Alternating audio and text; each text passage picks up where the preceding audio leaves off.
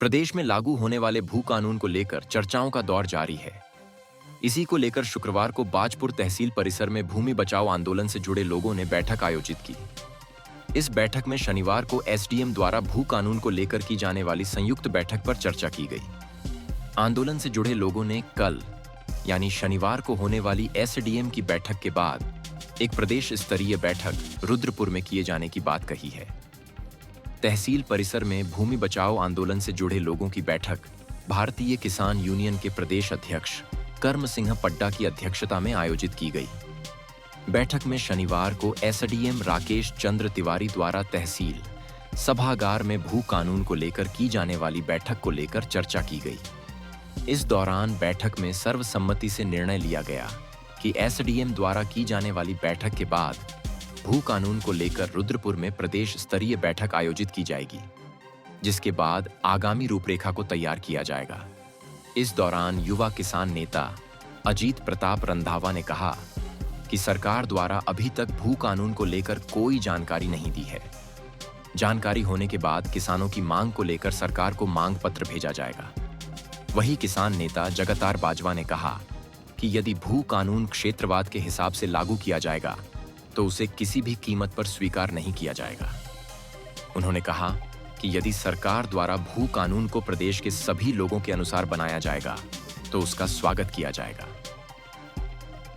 ऐसा है जी, जानकारी मिली कि कल तहसील परिसर में एसडीएम साहब ने मीटिंग रखी है भू कानून की चर्चा के लिए।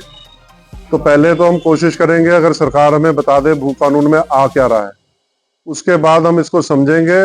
और आज की बैठक में ये तय हुआ है कि एक प्रदेश लेवल की मीटिंग रुद्रपुर में रखी जाएगी। वो कल की बाजपुर की मीटिंग के बाद तय करेंगे भी उसका दिन और टाइम क्या है। और उसके बाद पूरे प्रदेश के किसानों से अनुरोध होगा कि रुद्रपुर आए और वहां चर्चा होगी। उसके बाद हम जो भू कानून है अगर सरकार हमें बताती है उसमें क्या लेके आ रहे हैं तो बहुत अच्छा है, नहीं तो जो किसानों की मांगे हैं जमीनों को लेके उस पर चर्चा होगी रुद्रपुर। और फिर उसका एक मेमोरेंडम सरकार को दिया जाएगा भी किसान क्या चाहते हैं, क्योंकि तराई में कई वर्गों की जमीनें हैं, किसानों की कई समस्याएं जमीनों से लेके, तो उस पर चर्चा होगी।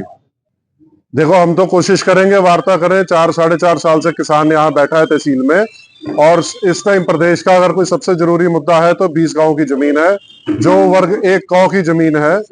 अगर उस पर खरीद फरोख्त पे सरकार ने रोक लगा रखी है तो हम चाहेंगे कि एसडीएम पे किसी तरीके से दबाव बनाया जाए कि इसको जल्द से जल्द सुलझाया जाए। निर्णय यह है कि जिस तरीके से उप जिलाधिकारी महोदय का ये संदेश आया कि कल यहाँ मीटिंग है 11 बजे भू अध्यादेश को लेकर के, तो हमारी सबकी ये चर्चा हुई है कि सबसे पहले तो वो भू अध्यादेश की जो प्रति है वो दिखानी चाहिए थी, वो सबके पास पहुंचनी चाहिए थी, जिससे कि उसकी स्टडी करते और उस पर अपने विचार देते। तो कल ये बात की जाएगी कि भाई पहले उस भू अध्यादेश में सरकार द्वारा क्या प्रस्तावित है उसकी स्टडी की जाए, फिर उसका क्या उसके सुझाव हो सकते हैं वो दिए जाएं। बाकी भू अध्यादेश को लेकर के ये सीधा सा निर्णय है कि अगर भू अध्यादेश उत्तराखंड के प्रत्येक क्षेत्र के हक में होगा उसका तो स्वागत होगा। अगर सरकार इसको क्षेत्रवाद के हिसाब से किसी वर्ग विशेष को, किसी क्षेत्र विशेष को टारगेट करना चाहेगी तो इस भू अध्यादेश का फिर विरोध होगा।